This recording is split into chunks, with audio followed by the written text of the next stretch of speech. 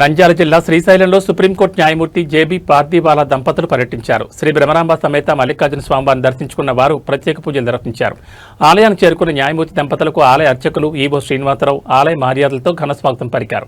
అనంతరం మల్లికార్జున స్వామికి రుద్రాభిషేకం, బ్రహ్మరాంబ అమ్మవారికి కుంకుమార్చన నిర్వహించారు. పూజల అనంతరం ఆశీర్వచన మండపంలో అర్చకులు, వేద పండితులు వేదాశీర్వచనం అందించారు.